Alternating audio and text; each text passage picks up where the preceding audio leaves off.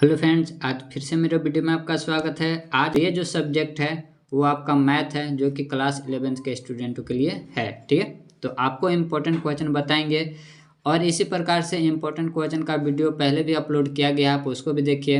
और साथ ही साथ अगर और आपको कुछ इम्पोर्टेंट क्वेश्चन चाहिए तो आप कमेंट कीजिएगा, बताइएगा हमें, और आपके लिए लेकर के आएंगे। ठीक है, तो इस प्रकार का आपका रिवीजन करा दे रहे हैं ताकि आपका बोर्ड एग्जाम में कोई परेशानी ना हो।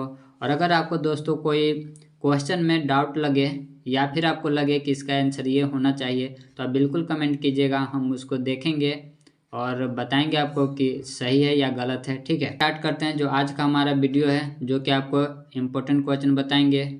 तो अगर आपको इसी प्रकार से किसी भी सब्जेक्ट का चाहिए तो आप बताइएगा हमें, हम आपको उस सब्जेक्ट का वीडियो जल्द ही आप तक पहुंचाने का प्रयास करेंगे। तो चलिए स्टार्ट करते हैं। तो आप देख लीजिए, क्वेश्चन नंबर पहला कहता है, क्वेश्चन नंबर फर्स्ट है। यहाँ पर आपको हम पूरा समझाने का प्रयास करेंगे दोस्तों। अगर किसी क्वेश्चन अगर नहीं समझ में आता है तो कमेंट कीजिएगा, हम उसको नेक्स्ट वीडियो में समझाने का पूरा प्रयास करेंगे। ठीक है, तो क्वेश्चन नंबर पहला देखिए, और कुछ इंपॉर्टेंट क्वेश्चन बताएंगे, तो इसीलिए आप आराम से कलम कॉपी लेकर के बैठ जाइए और कुछ इंपॉर्टेंट क्वेश्चन को नोट डाउन कीजिएगा और उसको याद भी कीजिएगा। तो देखिए, क्वेश्चन नंबर पहला कहता है, set A equal to x such that x is a natural number less than 6 in roster form. तो आपको बताना है कि रोस्टर फॉर्म में क्या होगा, जबकि हमारा एक्स क्या है, एक नेचुरल नंबर है। नेचुरल नंबर आपको पता है कि नेचुरल नंबर 1 से स्टार्ट होता है। ठीक है, तो 1 2 3 ये सब स्टार्ट होता है और इन्फिनिटी तक जाता है, लेकिन इसमें तो लिमिट तो दे रखा है। देखिए, ये बोला है कि 6 से कम होना चाहिए। तो आप चार ऑप्शन देखिए, चार ऑप्शन में 6 से कम होना चाहिए। तो ऑप्शन नंबर सी तो नहीं होगा क्योंकि जीरो लगा है, जीरो नेचुरल नंबर होता नहीं है। और ऑप्शन नंबर 2 और देखते हैं, तो देखिए डी भी नहीं होगा। ऑप्शन नंबर आपका ए भी नहीं होगा क्योंकि लेस देन 6 बोला है। तो ऑप्शन नंबर आपका बी हो जाएगा करेक्ट। ठीक है, तो ऑप्शन नंबर इसका बी हो गया सही। क्लियर है, तो क्वेश्चन नंबर पहला का ऑप्शन नंबर बी हो गया सही। आगे बढ़ते हैं दोस्तों, क्वेश्चन नंबर सेकंड देखते हैं। क्वेश्चन नंबर सेकंड कहता है, the collection of all subsets of a set A is equal. तो इसका ऑप्शन बता देते हैं, सही हो जाएगा आपका सी। ठीक है, पावर सेट को कहते हैं, ये पावर सेट का है। ठीक है, अब इक्वल सेट का थोड़ा सा आपको जानकारी दे देते हैं कि इक्वल सेट में क्या होता है कि एलिमेंट सेम होना चाहिए। ठीक है, एग्जैक्टली सेम एलिमेंट इसमें होना चाहिए। जैसे कि अगर हम ऐसे लिखते हैं, सेट को मान लीजिए ए कोई सेट है। ठीक है, इसमें लिखते हैं ए बी सी। ठीक है, और अगला सेट में हम लिखते हैं, सेट बी में हम लिखते हैं 1 2 3। ठीक है, तो इसमें क्या है, ये इक्वल सेट नहीं है, ये इक्वल सेट नहीं है। क्या एग्जैक्टली सेम एलिमेंट है? नहीं, सेम एलिमेंट नहीं है। इसमें ए बी सी है और इसमें 1 2 3 है, तो ये इसको इक्वल सेट नहीं कहेंगे। इक्वल सेट तब कहते हैं जब अगर ऐसे रहता, A equal to A B C है और बी में भी रहता ए बी सी, ये भी इसी में रहता। ठीक है, या फिर ए सी इधर रहे, बी इधर रहे, या फिर ए इधर रहे, कोई बात नहीं, इधर उधर रह सकता, ऑर्डर मायने नहीं करता है। लेकिन यहाँ पर एलिमेंट सेम होना चाहिए, एग्जैक्टली सेम होना चाहिए। ठीक है, सेम टू सेम होना चाहिए, उसको कहेंगे इक्वल सेट। या फिर इसी को बी वाला को ऐसे भी हम लिख सकते थे, सेट ऐसे भी ए आप 2 बार लिख दीजिए, 3 बार लिख दीजिए, कोई दिक्कत नहीं, लेकिन ए बी सी होना चाहिए। समझ में आया? तो ये हो गया आपका इक्वल सेट। अब इक्विवेलेंट सेट का थोड़ा सा आपको जानकारी दे देते हैं। इक्विवेलेंट में इसका मैटर नहीं करता है कि आपका एलिमेंट सेम है कि नहीं, बस नंबर ऑफ एलिमेंट सेम होना चाहिए। ठीक है, नंबर ऑफ एलिमेंट कहने का मतलब, जैसे कि सेट ए ले लेते हैं, 1 2 3। ठीक है, सेट ए में है और बी में मान लीजिए ए बी सी। तो बताइए, इसमें भी 3 एलिमेंट और इसमें भी 3 एलिमेंट। ठीक है, तो इसको कहेंगे इक्विवेलेंट सेट।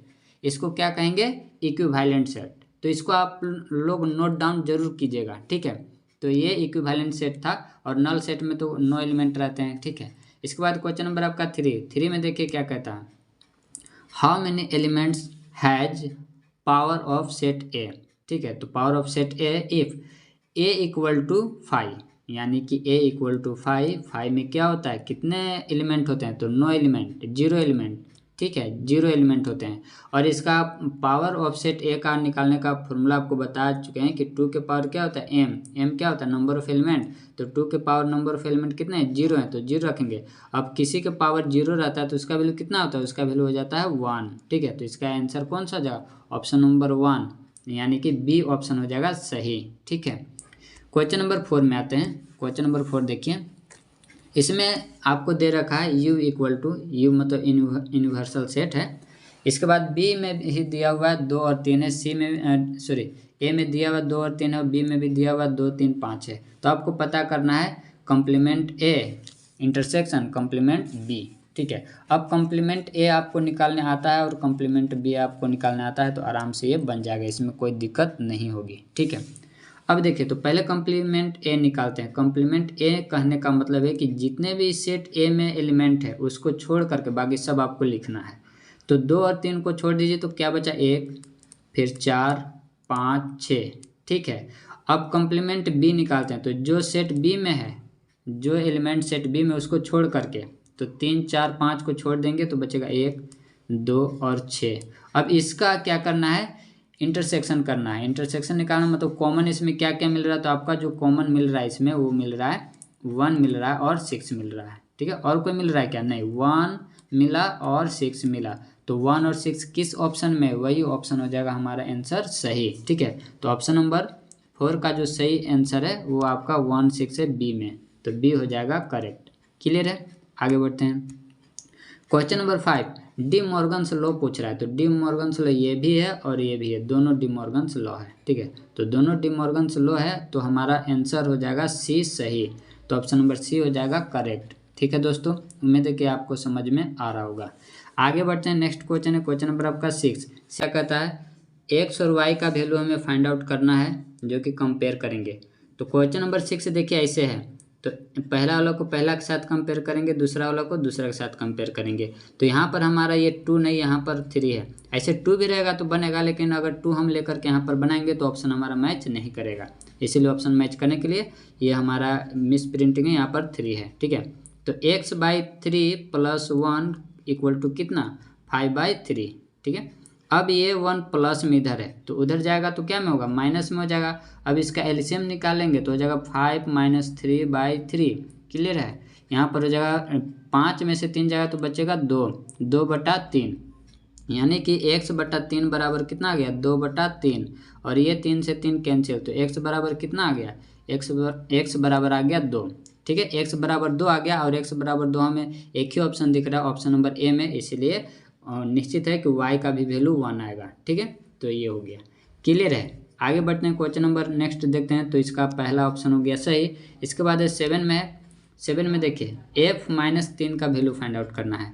f-3 का वैल्यू फाइंड आउट करना है तो बस इसमें आप रख दीजिए, आपका आंसर आ जाएगा। तो बस रख देंगे तो 2 गुने में x के जगह पर -3 रख दिए, -5। क्लियर है, अब इसको सोल्व करें तो -6 - 5 कितना आ जाएगा -11। और ये आपका ऑप्शन नंबर कौन सा हो जाएगा -11, ऑप्शन नंबर डी हो जाएगा करेक्ट। क्लियर है दोस्तों, इसके बाद है क्वेश्चन नंबर 8।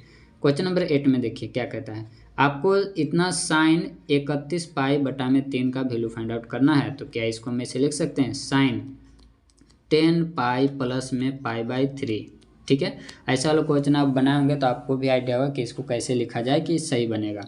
अब यहाँ से फॉर्मूला होता है कि 10 π ये हो गया, मतलब कि 2n π के जो फॉर्म में रहता है। ठीक है, प्लस माइनस थीटा तो इक्वल टू होता ही है sin थीटा। ठीक है, तो यही फॉर्मूला यहाँ पर लगेगा तो हो जाएगा हमारा sin π/3 मतलब sin 60 डिग्री, और sin 60 डिग्री का वैल्यू कितना होता है √3/2। √3/2 किस ऑप्शन में, तो ऑप्शन नंबर आपका डी हो जाएगा सही। ठीक है, ऑप्शन नंबर डी हो गया सही। इसके बाद आगे बढ़ते हैं, क्वेश्चन नंबर नेक्स्ट देखते हैं। क्वेश्चन नंबर नेक्स्ट है 9। क्वेश्चन नंबर 9 में देखिए क्या कहता है, देखिए तो क्वेश्चन नंबर 9 है। तो क्वेश्चन नंबर 9 में इसमें ऐसा वाला क्वेश्चन आपको कई बार बता चुके हैं। ठीक है, और उम्मीद है कि आपका इसका फॉर्मूला भी याद होगा कि कौन सा फॉर्मूला यूज करना है। खैर एक बार हम और बता देते हैं कि इसका फॉर्मूला कौन सा लगेगा, उसके बाद हम आगे बढ़ते हैं। तो याद रखिएगा इसका जो फॉर्मूला है, कोस लिख लीजिएगा, cos A plus cos B equal to होता है 2 cos a plus b/2 into cos a minus b/2। ठीक है, ये होता है फॉर्मूला, पहला हो गया। दूसरा का लिखिएगा, फॉर्मूला लिख लीजिएगा। देखिए इसका दूसरा का फॉर्मूला है sin a minus sin b।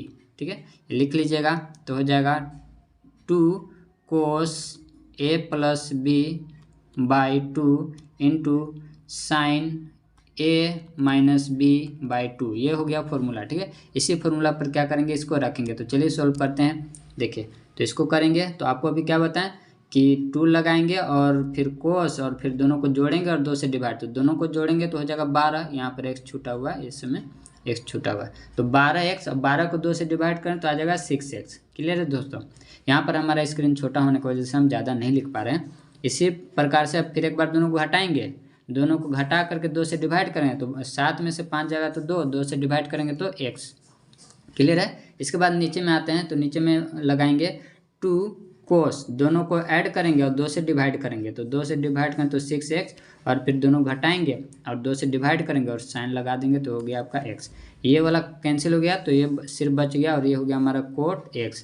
Coat x किस ऑप्शन में है, क्वेश्चन नंबर 9 का कोट x किस ऑप्शन में, तो ऑप्शन नंबर ए आपका हो जाएगा करेक्ट। ठीक है, तो ऑप्शन नंबर ए हो गया आपका सही। उम्मीद है कि समझ में आया होगा दोस्तों। इसके बाद क्वेश्चन नंबर आपका 10 है। 10 में कहता है प्रिंसिपल सॉल्यूशन पूछ रहा है। ये किसका, तो इसका प्रिंसिपल सॉल्यूशन पूछ रहा है।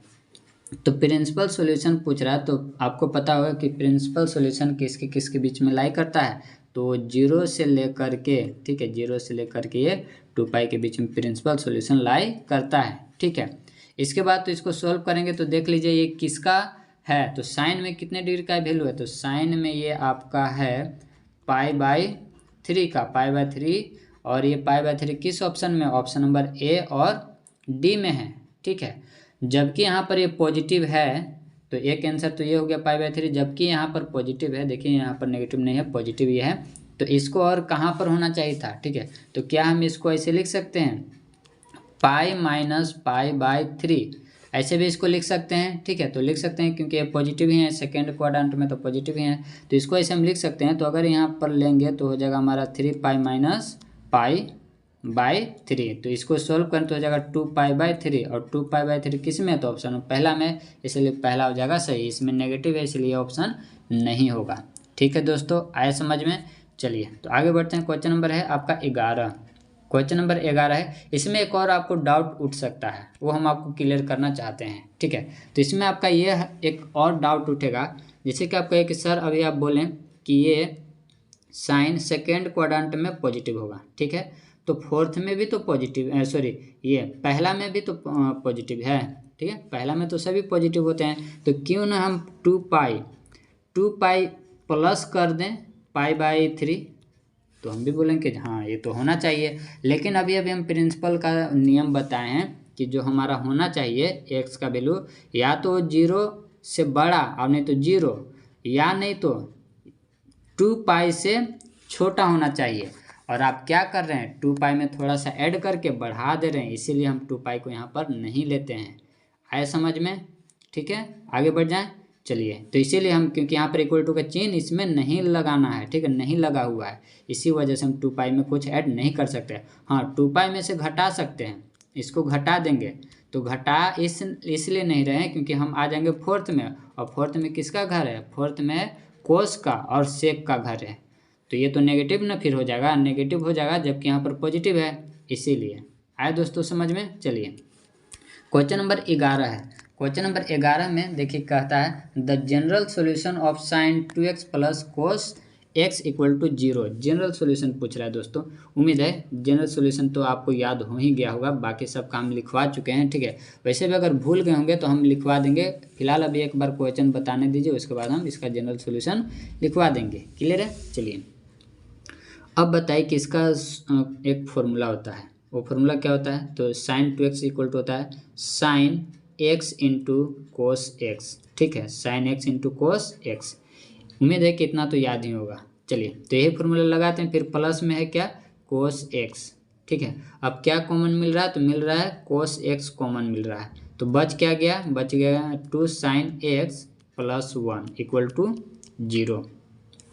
अब यहाँ से दो केस बनता है, एक बनता है कोस x बराबर 0, और एक और बनता है यहाँ से इसका 2 sine x plus 1 equal to 0।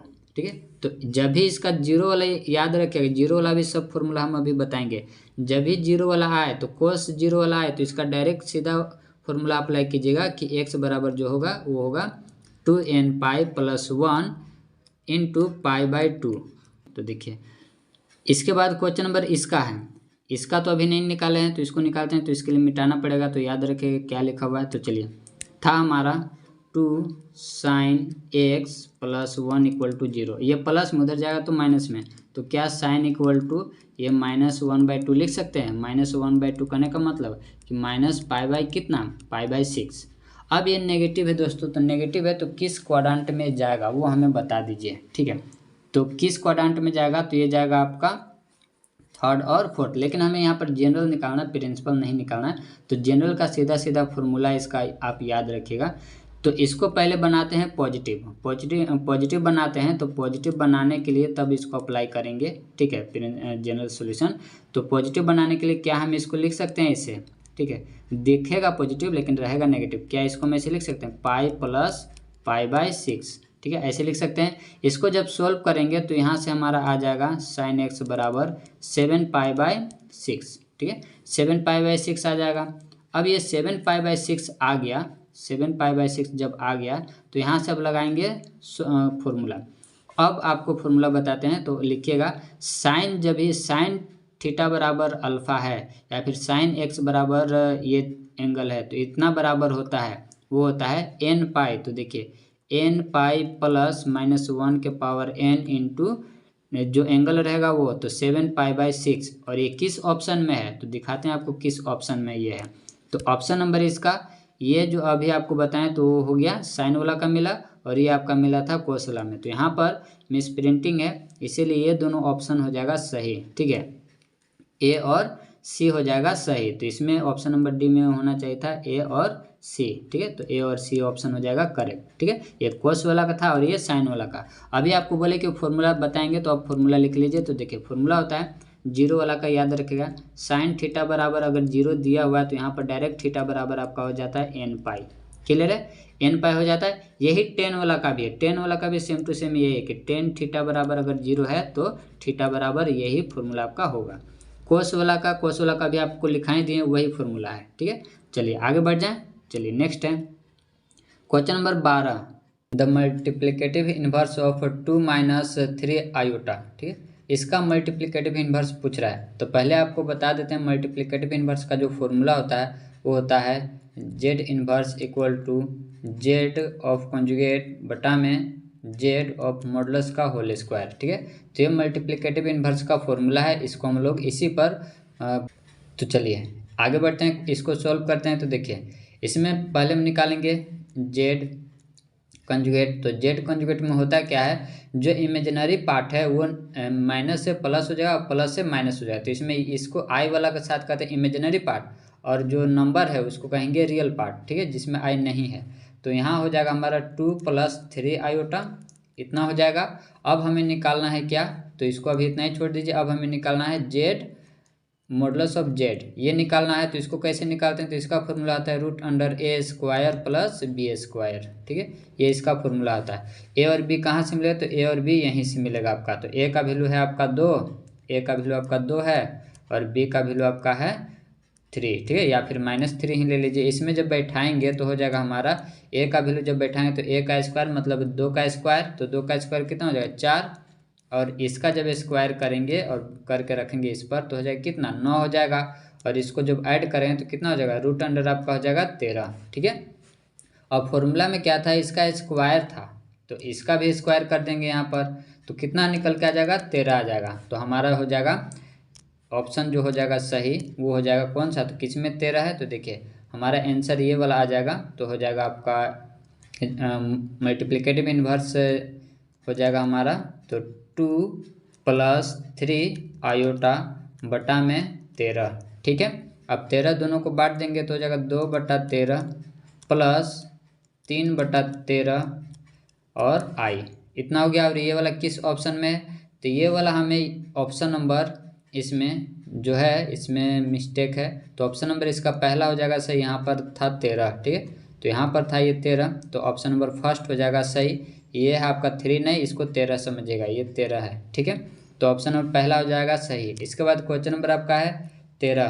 Question number 13 में देखिए क्या कहता है, i के पावर -1 है, इसका वैल्यू पूछ रहा है। तो क्या हम इसको ऐसे लिख सकते हैं 1/i, ठीक है। और जब इसको रेशनलाइज करेंगे तो ऊपर भी आई और नीचे भी आई देंगे, और ऊपर हो जाएगा आई और नीचे हो जाएगा आई स्क्वायर। और आई स्क्वायर का वैल्यू कितना होता है, आई स्क्वायर का वैल्यू होता है -1, और इसको जब सोल्व करेंगे तो हो जाएगा माइनस आयोटा।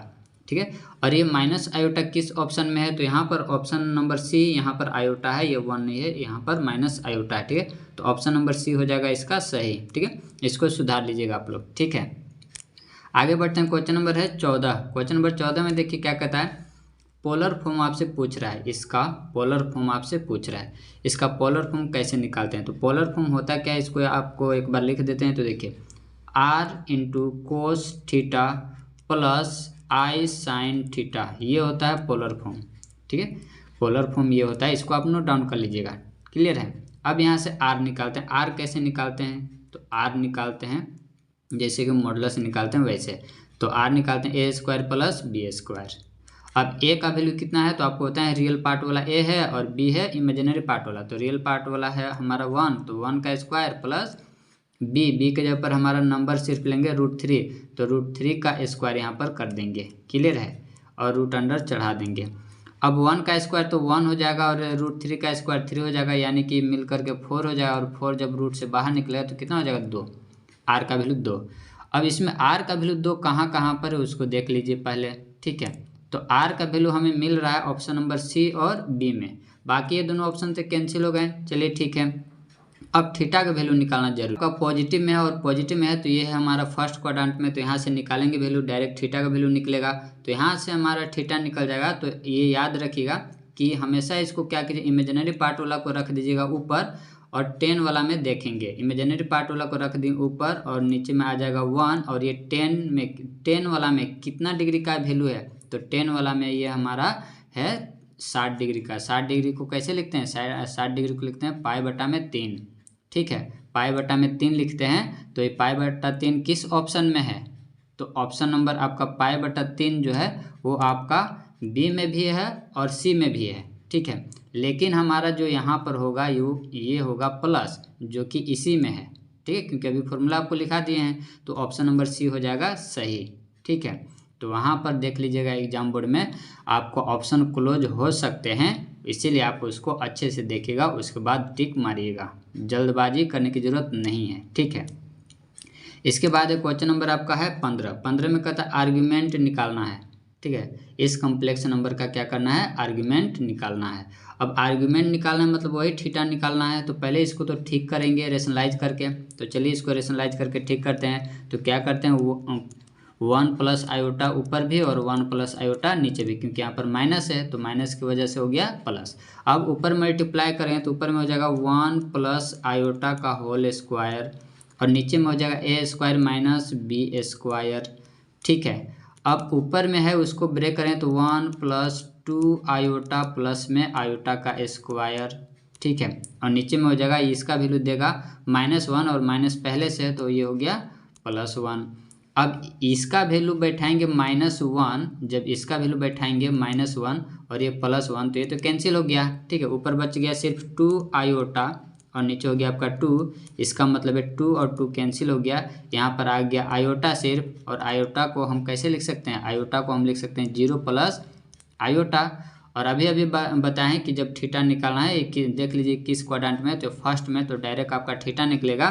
तो यहाँ से आप डायरेक्ट थीटा इक्वल टू निकाले तो इमेजिनरी पार्ट को ऊपर और रियल पार्ट को नीचे। तो इमेजिनरी पार्ट में देखिए क्या कोएफिशिएंट है, तो 1 है, कुछ नहीं तो 1 है, और रियल पार्ट का 0। तो क्या होता है, नॉट डिफाइंड होता है। 10 में कितने डिग्री में नॉट डिफाइंड होता है, तो ये होता है आपका 90 डिग्री में। तो 90 डिग्री π/2 ये ऑप्शन हो जाएगा सही। क्लियर है, तो ये सब क्वेश्चन हम आपके लिए लाए हैं ताकि ये सब क्वेश्चन बनाइए और अपने रिविजन को और मजबूत कीजिए। ठीक है, अब ये गारंटी नहीं है कि यही क्वेश्चन आ जाए, हम आपका रिवीजन करवा रहे हैं, हम ये थोड़े हैं कि आपका बता दें कि ये सब क्वेश्चन आ जाएगा। ठीक है, तो हम आपका रिवीजन करवा रहे हैं, आप रिवीजन कर लीजिए, जो कि इस टाइप का क्वेश्चन अगर आए तो आपसे छूटे ना। ठीक है, और भी आप रिवीजन करते रहिए। क्लियर है, इसके बाद क्वेश्चन नंबर आपका है 16 में देखिए इसमें दे रखा है और इसका करेक्ट ऑप्शन पूछ रहा है। ठीक है, इसमें दिया हुआ है और इसका करेक्ट ऑप्शन पूछ रहा है। तो पहले तो इसको सॉल्यूशन करेंगे, और देखिए अगर यहाँ पर इक्वल टू का चिन्ह है तो वहाँ पर बंद ब्रैकेट वाला ऑप्शन ही सही होगा। ठीक है, तो बंद ब्रैकेट वाला ऑप्शन तो सिर्फ एक ही में दिख रहा है, ऑप्शन नंबर सी में दिख रहा है। ठीक है, बाकी में तो और कोई है नहीं, तो ऑप्शन तो ये होगा सही।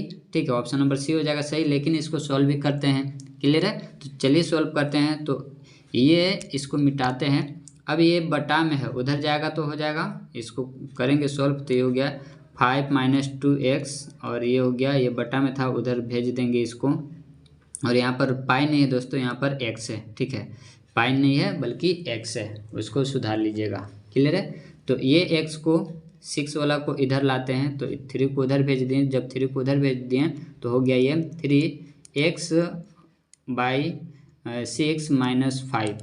ठीक है, इतना हो गया। अब इसको थोड़ा सा सॉल्व करेंगे तो हो जाएगा 5 - 2x, और इसको जब करेंगे तो ये कैंसिल हो जाएगा, तो हो जाएगा x/2, और ये वाला फिर इससे भी जाकर मल्टीप्लाई होगा तो हो जाएगा 15। ठीक है, अब x वाला को एक तरफ करेंगे तो देखिए इसको जब इधर लाएंगे और जब इसको उधर देंगे, ठीक है, तो ये इधर प्लस में उधर जाएगा तो हो जाएगा माइनस में, तो इधर तो हो गया आपका -20, क्योंकि ये भी माइनस में है, और ये इधर प्लस में इधर आएगा तो हो जाएगा माइनस में, यानी -2x और -x/2। जब इसको एलसीएम लेंगे तो ये हो जाएगा -4x - x/2, और इसको ऐड करेंगे तो कितना हो जाएगा, ये हो जाएगा -5x/2।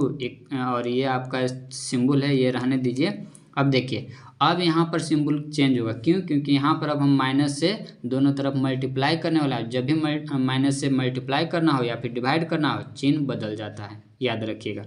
तो चिन्ह को हम कैंसिल कर दिए तो हमारा ये जो सिंबल है वो घूम गया, वो हो गया इधर का। ठीक है, इधर का हो गया, तो ये हो गया 5x/2, और 2 को उधर भेज दिए, 2 को उधर भेज दिए तो ये हो गया 20 × 2। ठीक है, और ये 5 इधर मल्टीप्लाई में इधर भेज देंगे तो हो जाएगा ये डिवाइड में, तो ये कैंसिल होगा, तो 4 बार में, और यहाँ से जो x का वैल्यू निकलेगा वो हमारा हो जाएगा 8। ठीक है, 8 हो गया, 4 दूना 8 हो गया। अब यहाँ पर आप ये गलती मत करना कि अब 5x को उधर कर दें और 20 को इधर कर दें, तो बात फिर वही हो जाएगा। ठीक है, इसको नहीं बदलना, x आप जिस तरफ लिख रहे हो उसी तरफ लिखो, इधर उधर मत कर देना। ठीक है, नहीं तो फिर दिक्कत हो जाएगा। अब ये हो गया आपका इतना का वैल्यू। अब देखिए x का वैल्यू इसमें कह रहा है कि 8, या तो 8 होगा और नहीं तो 8 से बड़ा होगा, या तो 8 होगा और नहीं तो 8 से बड़ा होगा, तो ऑप्शन नंबर सी ही ऐसा कंडीशन दिखला रहा है। ठीक है, तो ऑप्शन नंबर सी हो जाएगा सही। क्लियर है, इतना आराम से बता रहे हैं दोस्तों, उम्मीद है कि आपको समझ में आएगा। ठीक है, क्वेश्चन नंबर है 17। क्वेश्चन नंबर 17 में देखिए क्या कहता है, इसमें कहता है how many 4 letter code can be formed using the first 10 letters of the English alphabet, it no letter can be repeated. यानी कि कोई भी लेटर रिपीट नहीं करना चाहिए, और हमें कितने लेटर का कोड बनाना है, 4 लेटर का। ठीक है, 4 लेटर का हमें कोड बनाना है।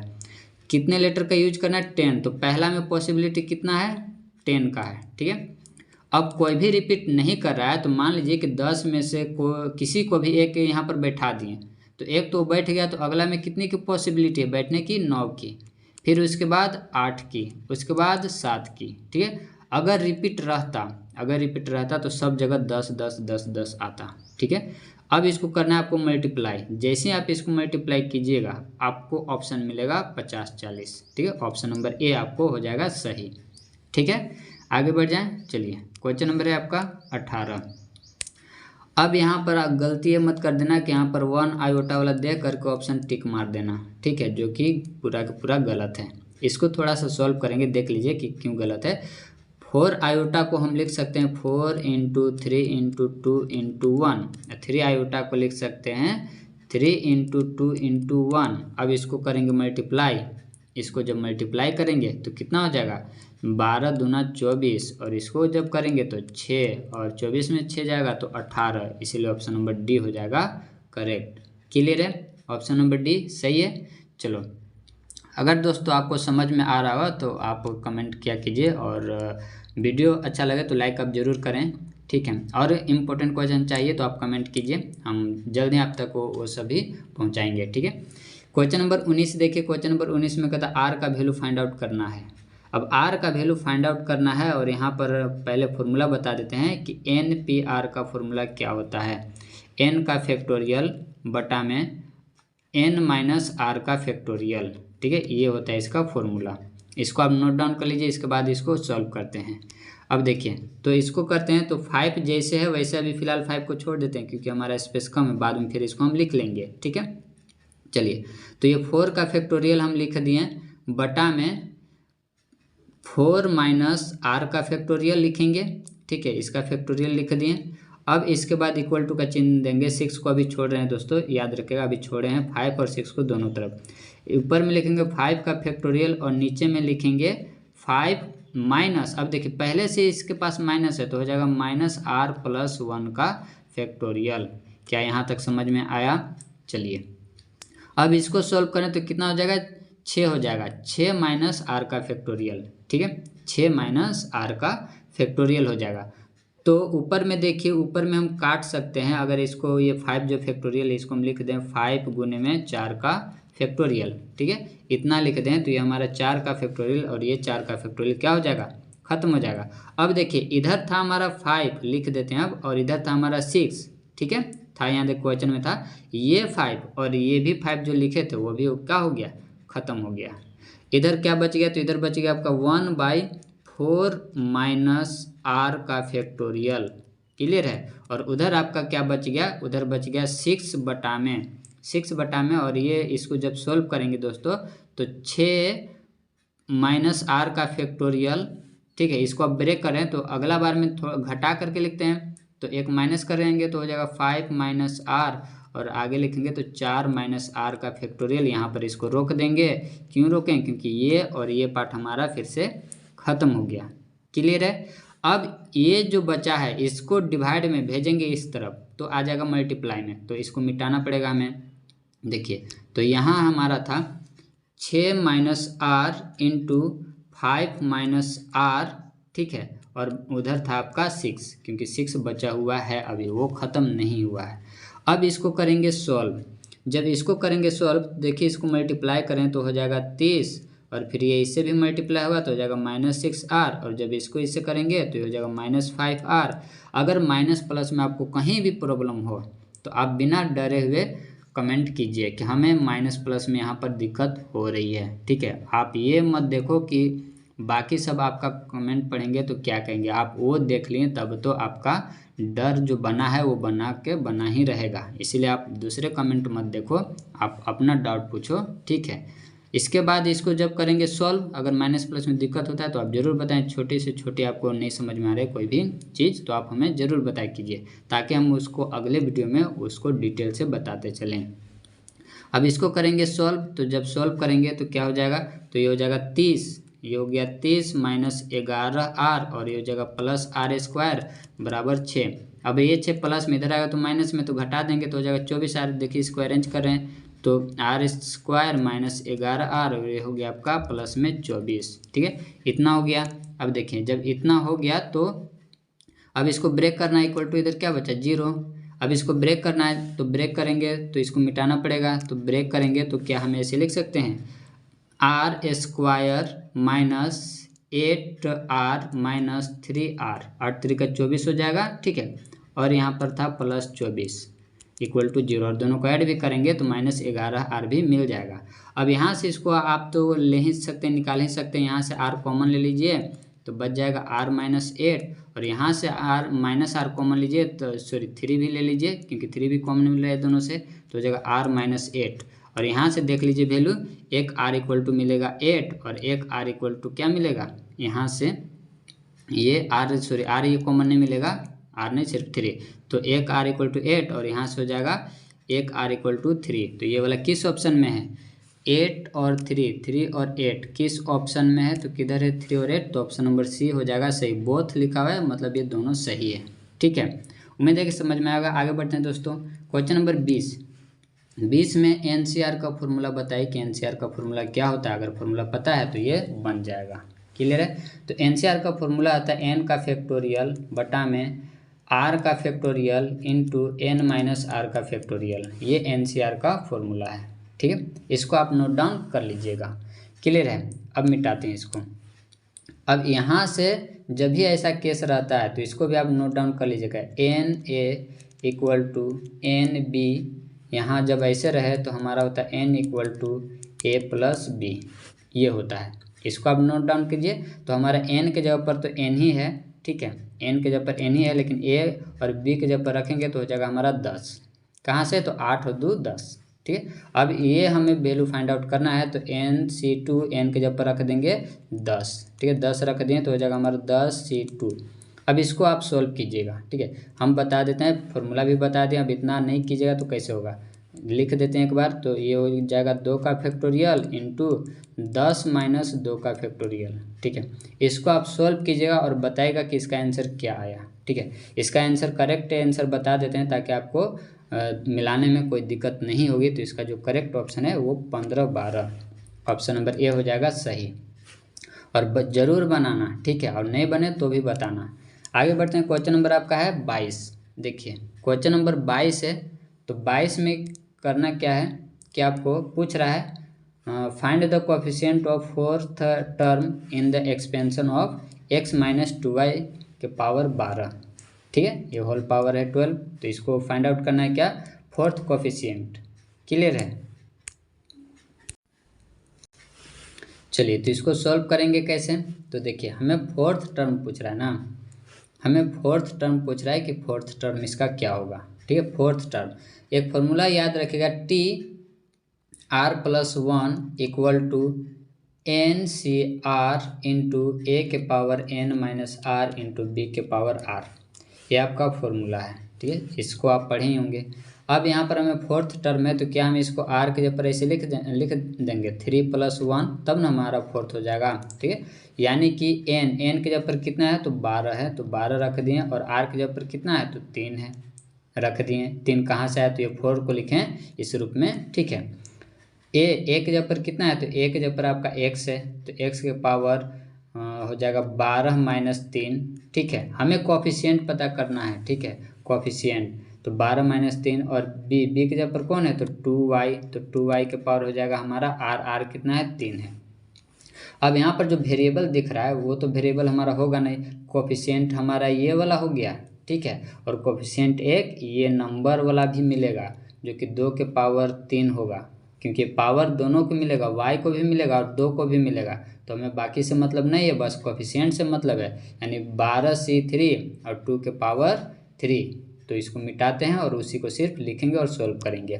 तो देखिए तो हो जाएगा हमारा 12C3 और 2 के पावर 3, इसको जब सोल्व करें तो इसका फॉर्मूला लगाएंगे, तो 12 का फैक्टोरियल बटा में 3 का फैक्टोरियल, और क्या हो जाएगा, फिर हो जाएगा 12 माइनस 3 का फैक्टोरियल, ठीक है। और इंटू में था उधर आपका 3 का क्यूब कितना हो जाएगा, 3 का क्यूब आपका 8 हो जाएगा, ठीक है। अब करते हैं सॉल्व, तो इसको घटा देंगे तो कितना हो जाएगा 9, और 12 को लिख सकते हैं 12 गुने में 11 गुने में 10, और फिर 9 को लिख देंगे फैक्टोरियल, ठीक है। और फिर आपका हो जाएगा बटा में 3 का फैक्टोरियल, मतलब 3 गुने 2 गुने 1, और ये यहाँ पर हो गया 9 का फैक्टोरियल, ये वाला कैंसिल हो गया, और 8 आपका 8 जो है उधर बचा हुआ है, तो ये 6 हो गया, 6 को काट दीजिए 2 से, ठीक है, तो कट गया। अब आपका जो बचा वो 2 11 10 और 8 बचा, सबको मल्टीप्लाई कीजिए तो हो गया 22, ठीक है। 22 को जब 8 से करेंगे, 22 को जब 8 से करेंगे मल्टीप्लाई, तो कितना हो जाएगा 16 और 1 17, ठीक है। तो इतना आपका आंसर हो जाएगा, क्योंकि 10 भी है, तो ऑप्शन नंबर ए हो जाएगा करेक्ट, ठीक है, ऑप्शन नंबर ए हो गया सही। आगे बढ़ते हैं दोस्तों, इसके बाद क्वेश्चन नंबर आपका 23 है। देखिए 23 में कहता है एक जीपी है जो कि थर्ड टर्म में दिया हुआ है 24 है, और सिक्स टर्म दिया हुआ है कितना है 192 है। तो आपको वैल्यू पता करना है 10th टर्म का, ठीक है। तो क्वेश्चन नंबर ये 23 है।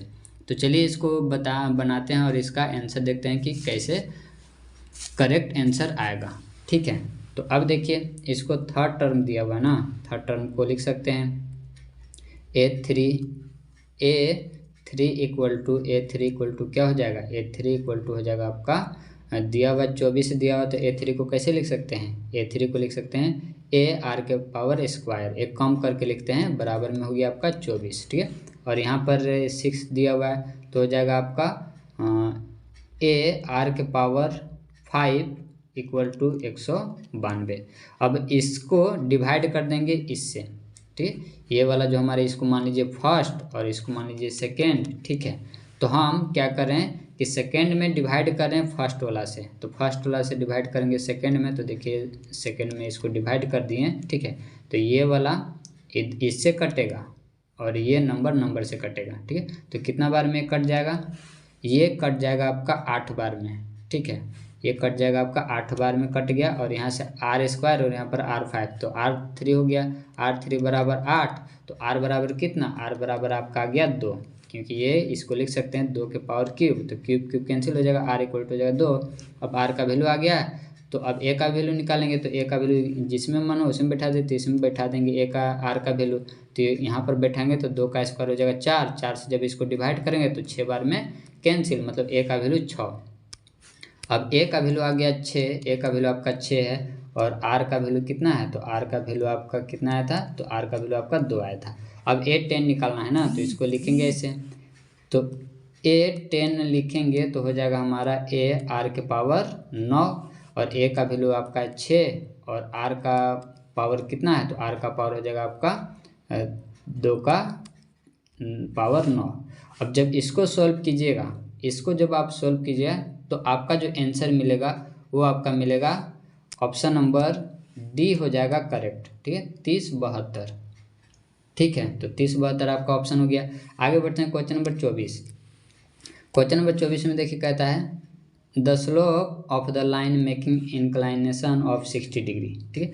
तो आपको पता है कि स्लोप हमें पता करना है, तो ये भी एक होता है, थीटा दिया हुआ तो रख दीजिए, तो 60 डिग्री का वैल्यू कितना हो जाएगा, तो 60 डिग्री का वैल्यू होता है √3, √3 किस ऑप्शन में, तो ऑप्शन नंबर सी हो जाएगा करेक्ट, ठीक है। आगे बढ़ जाएं, क्वेश्चन नंबर नेक्स्ट देखते हैं, क्वेश्चन नंबर 25 है, तो ये 25 में निकालेंगे m1 का वैल्यू निकालेंगे पहले। तो m1 का वैल्यू आपका कैसे निकलेगा, तो इसको फॉर्मूला बताएं अभी, उसी पर रखेंगे y2 माइनस y1 बटा में x2 माइनस x1, क्लियर है, इसको कर दिए। अब यहाँ पर रख देंगे तो y2 का वैल्यू 8 में से 6 को घटाएंगे, क्लियर है, और नीचे में हो जाएगा आपका 4, और माइनस पहले से था तो ये हो गया प्लस, तो ऊपर में हो गया 2 और नीचे में हो गया 6, तो आ जाएगा 1/3, ठीक है, 1/3 आ गया। अब m2 का वैल्यू निकालेंगे, तो m2 का वैल्यू निकालेंगे तो m2 का वैल्यू आपका जो आ जाएगा वो आ जाएगा 24 में से 12 को घटाएंगे, और फिर x में से 8 को घटाएंगे, तो ऊपर में हो गया 12 और नीचे में हो गया आपका x माइनस 8, ठीक है। अब मल्टीप्लाई कर देंगे, तो मल्टीप्लाई करेंगे तो इसको मिटाना पड़ेगा, तो देखिए इसको मिटाते हैं। 1/3 आया था वहाँ पर, ठीक है, 1/3 आया था, और यहाँ पर आया था 12 बटा में x माइनस 8 आया था, तो ये कट गया 4 बार में, ठीक है, ये आपका जो है वो कट गया आपका 4 बार में। अब ये 4 बार में कट गया इक्वल टू होता है -1, ठीक है। अब 4 बार में कट गया तो इसको ये 4 इक्वल टू, इसको जब भेजेंगे उधर तो हो जाएगा -x और +8, ठीक है। अब इसको जब सॉल्व करेंगे तो x का जो वैल्यू आएगा वो आपका आ जाएगा 4, और 4 ये किस ऑप्शन में, तो ऑप्शन नंबर आपका करेक्ट, क्लियर है। आगे बढ़ते हैं क्वेश्चन नंबर 26 कि find the equation of the line which makes intercepts -3 and 2 on the x and y axes respectively. तो इसमें कह रहा है कि आपका इक्वेशन ऑफ द लाइन पता करना है, और जो कि इंटरसेप्ट्स दे रखे हैं, ठीक है, इंटरसेप्ट्स दे रखे हैं और आपका इक्वेशन ऑफ द लाइन पता करना है। तो इंटरसेप्ट्स, जब 2 इंटरसेप्ट्स दिए हुए हैं तो इसका जो फॉर्मूला होता है उसको आप नोट डाउन कर लीजिएगा, उसका होता है x/a plus y/b equal to 1, ये फॉर्मूला होता है, ठीक है, इंटरसेप्ट का। अब ये फॉर्मूला है तो a के जगह पर कितना है, तो a के जगह पर आपका -3 है और b के जगह पर आपका ये 2 दे रखा है, इसी पर इसको सॉल्व करेंगे। तो आइए इसको रखते हैं, तो हो जाएगा हमारा x/-3 प्लस y/2 बराबर 1 हो गया। अब इसका एलसीएम लेंगे, एलसीएम लेंगे तो हो जाएगा 6, अब 6 हो जाएगा तो यहाँ पर हो जाएगा -2x और यहाँ पर हो जाएगा आपका 3y, ठीक है, इक्वल टू में 6।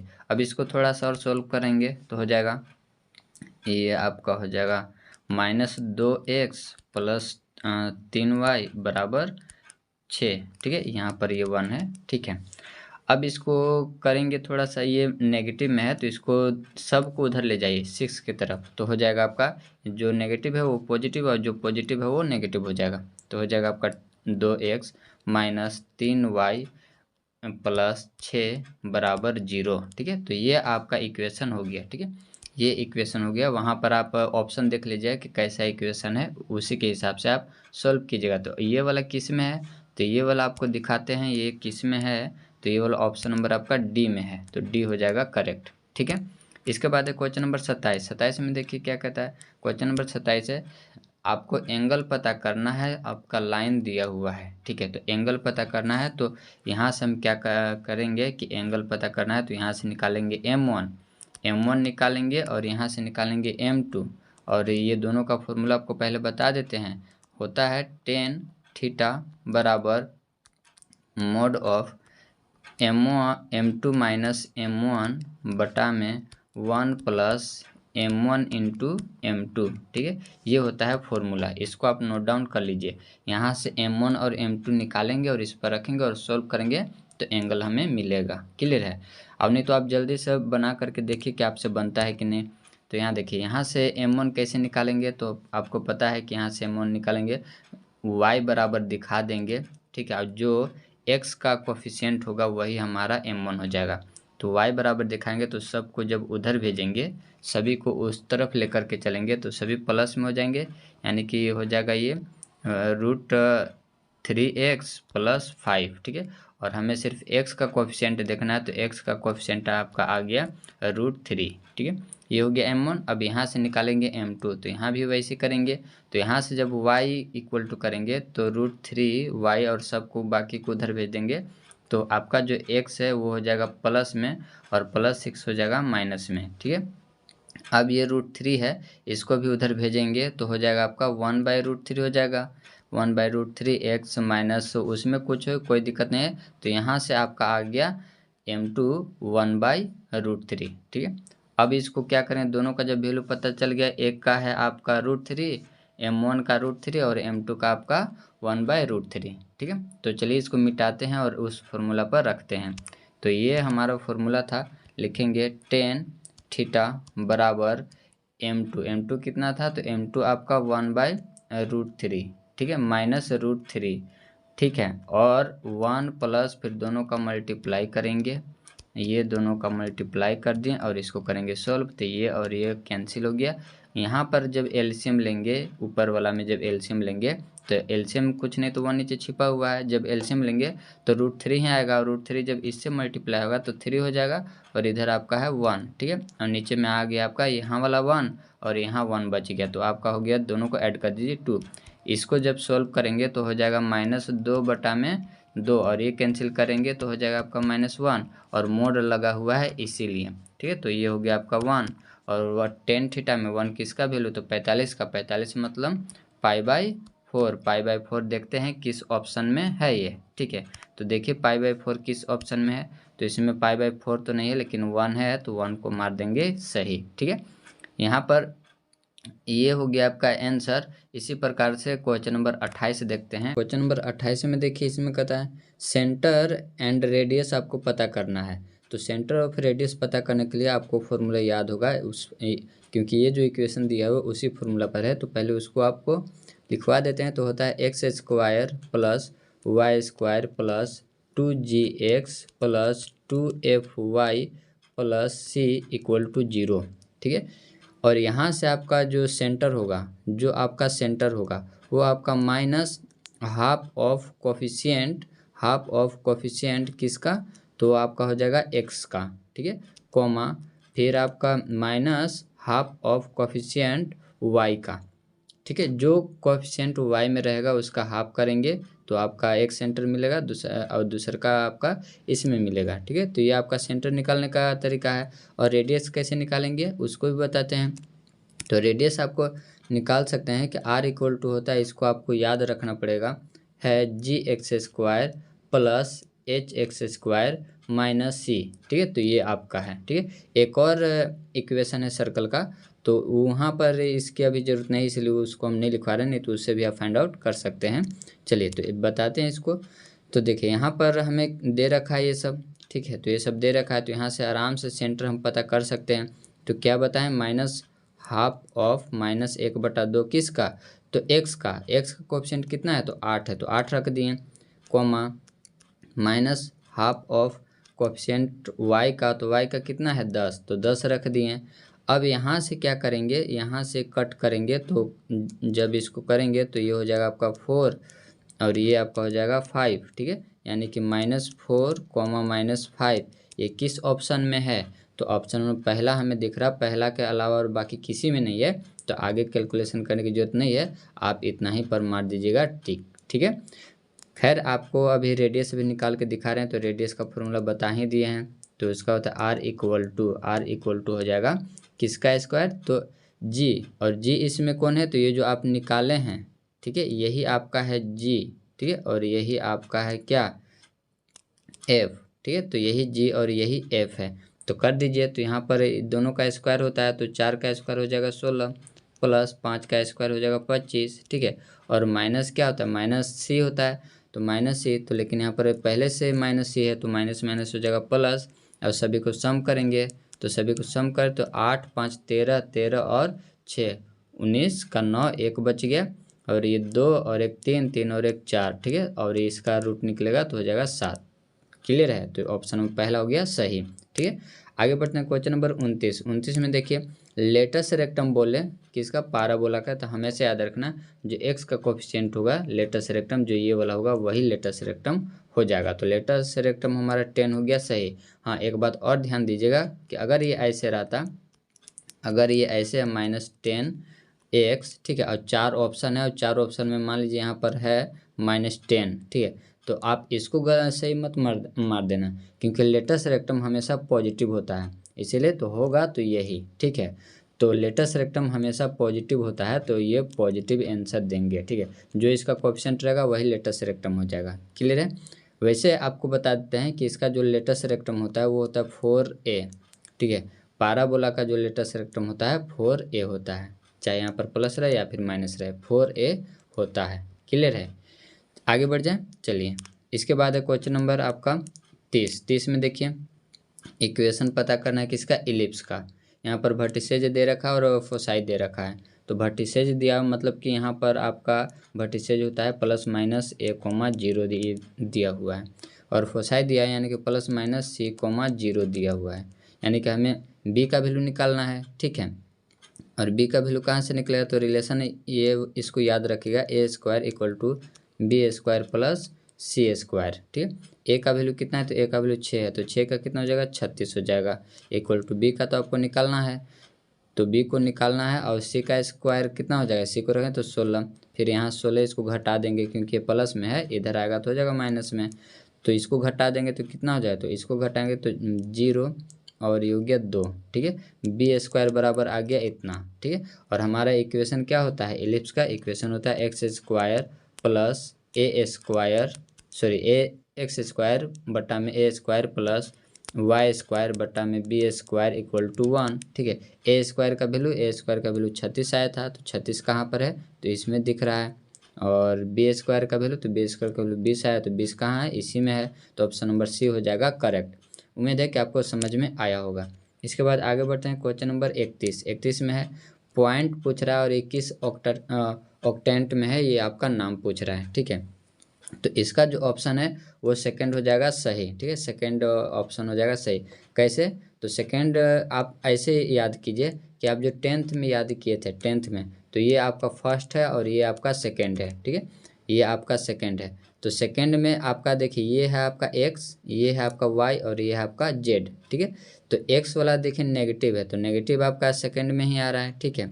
और y वाला जो आपका है वो पॉजिटिव है, तो ये इसमें जा रहा है, और z वाला भी पॉजिटिव है, तो ये पता है नीचे की तरफ नहीं जाएगा, एक ऐसे लाइन रहेगा ऊपर की तरफ, इमेजिन कर लीजिएगा ये आपका ऊपर के लाइन है, ठीक है, तो ये ऊपर हो जाएगा और ये एगो नीचे जाएगा, तो यहाँ पर ये पॉजिटिव है ना, तो ये ऊपर वाला होगा, इसीलिए सेकंड क्वाड्रेंट में है, ठीक है। तो ऑप्शन नंबर सी हो जाएगा सही। इसके बाद क्वेश्चन नंबर आपका है 32 में देखिए, डिस्टेंस आपको पता करना है, तो डिस्टेंस आपको पता करना तो फॉर्मूला लिखा देते हैं, तो x2 - x1 का whole square plus y2 - y1 का whole square plus z2 - z1 का होल स्क्वायर, इस पर रख दीजिए, तो हो जाएगा x2 - x1, तो इतना में से इतना को घटाएं तो -4 हो जाएगा, -4 का स्क्वायर हो जाएगा 16, ठीक है। प्लस फिर इसको इससे करेंगे तो एक में से -1 को घटाएंगे तो हो जाएगा 2 और 2 का स्क्वायर हो जाएगा 4, ठीक है। इसके बाद 3 को 3 में से घटाएंगे तो 3 को 3 में से घटाएंगे तो ये क्या हो जाएगा, तो ये तो हो जाएगा आपका 0। 3 में से 3 को घटाएंगे तो हो जाएगा 0, तो इसको छोड़ दीजिए। अब इसको रूट चढ़ा देंगे तो ये हो गया आपका रूट अंडर 20 हो गया। और 20 किस ऑप्शन में, तो किसी में नहीं, इसको कॉमन निकालेंगे तो इसको लिख सकते हैं 2√5, ठीक है। तो 2√5 किस में है, तो 2√5 दो ऑप्शन दिख रहा है, ऑप्शन ए और ऑप्शन सी, ठीक है। ऑप्शन ए और ऑप्शन सी दिख रहा है, तो यहाँ पर मिस प्रिंटिंग है, कोई में नेगेटिव होगा तो नेगेटिव वाला तो ऑप्शन ए होगा, इसीलिए ऑप्शन नंबर सी हो जाएगा सही, कोई एक ही होगा, ठीक है। आगे बढ़ते हैं, क्वेश्चन नंबर आपका है 33 में देखिए, इसका डायरेक्ट आपका फॉर्मूला पूछा है। डायरेक्ट इसका फॉर्मूला पूछा है तो इसको डायरेक्ट याद रखें कि इसका होता है 0, ठीक है। ये आपको 12 में भी बहुत काम करेगा, ठीक है। इसके बाद अगला क्वेश्चन है, क्वेश्चन नंबर आपका है 34 में देखिए क्या करा है, आपको इसको डिफ्रेंशिएट करना है, ठीक है। आपको इसको क्या करना है, डिफ्रेंशिएट करना है। तो डिफ्रेंशिएट करना है तो आपको पहले हम बता देते हैं कि इसका जो डिफ्रेंशिएशन होता है एक्स का जो डिफ्रेंशिएशन होता है वो आपका हो जाएगा, जब इसको डिफ्रेंशिएशन करना रहेगा तो कुछ नहीं होता है, चेंज नहीं होता है, बस आपका ऐसे रहेगा, ठीक है। और यहाँ पर जो पावर में रहेगा उसका तो डिफ्रेंशिएशन होगा आगे, ठीक है। तो ये फॉर्मूला आप नोट डाउन कर लीजिएगा, ये आपका फॉर्मूला है, क्लियर है। अब देखिए तो इसको करते हैं सॉल्व, तो देखिए इसको कैसे सॉल्व करेंगे।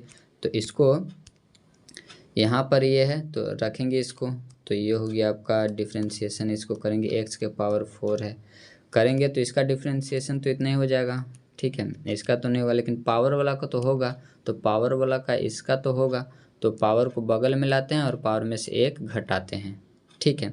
और ये वाला बताया आप किस ऑप्शन में, तो ऑप्शन नंबर हमें सी दिख रहा है, ठीक है। इसको आगे लिख देंगे तो ये हो गया आपका इस प्रकार से, ठीक है।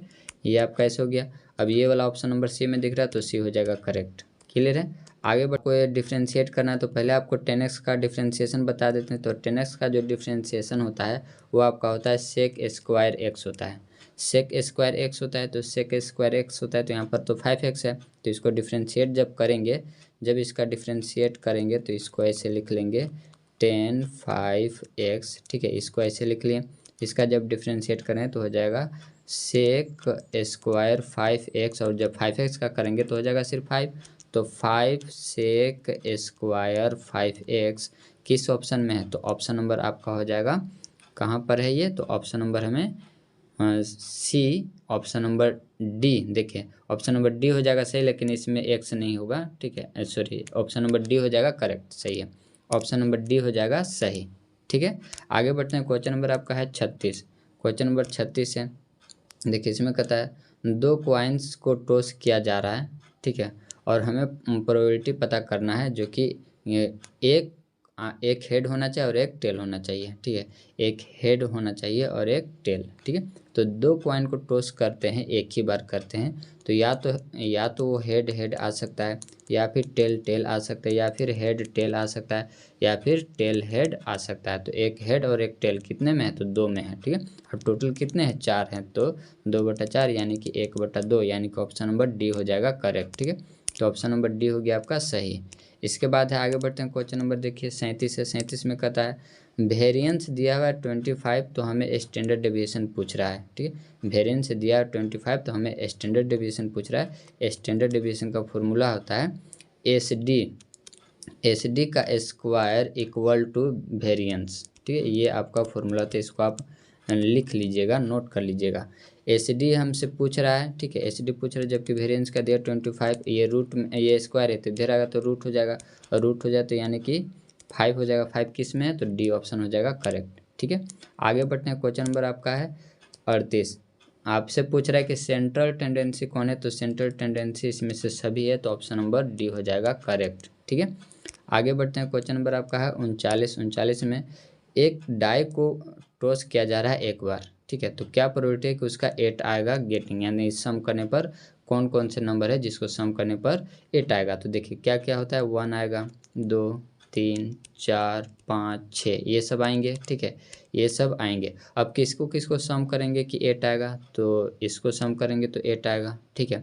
फिर इसको सम करेंगे तो 8 आएगा, यानी कि 2 मिल रहा है और टोटल कितने हैं 4 है, यानी कि इसका हो जाएगा 1/2। ठीक है, सॉरी टोटल 6 है, टोटल आउटकम 6 है तो 1/3 हो जाएगा। ठीक है, 1/3 किस ऑप्शन में है, तो 1/3 आपका जो ऑप्शन है वो आपका हो जाएगा सी हो जाएगा सही। ठीक है, तो आपका ऑप्शन नंबर सी है करेक्ट। ठीक है, इसके बाद लास्ट क्वेश्चन है, क्वेश्चन नंबर आपका 40 है। 40 में देखिए कहता है आपको पी दिया हुआ है, पावर ऑफ ए दे रखा है, यानी कि प्रोबेबिलिटी ऑफ ए दिया हुआ है, यहाँ पर पावर ऑफ एन है।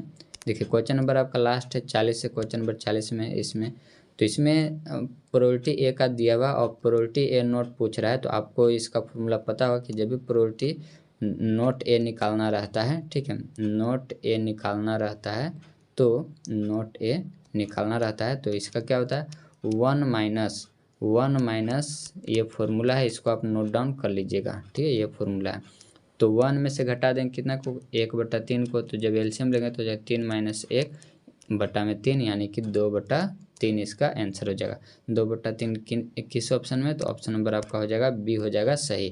तो ये था दोस्तों कुछ इम्पोर्टेंट क्वेश्चन, जल्द ही और भी सेट आएगा। ठीक है, तो उसको भी आप ज़रूर देखिएगा और अपने एग्ज़ाम को मजबूत बनाइए। ठीक है, और 12 में भी इसी प्रकार से आपको इम्पोर्टेंट क्वेश्चन देते रहेंगे, सॉल्यूशन कराते रहेंगे और हमारे चैनल से बने रहिए ताकि उस प्रकार का क्वेश्चन आपको ज़्यादा से ज़्यादा रिवीजन करने का मिले। तो मिलते हैं अगले वीडियो में, तब तक के लिए धन्यवाद।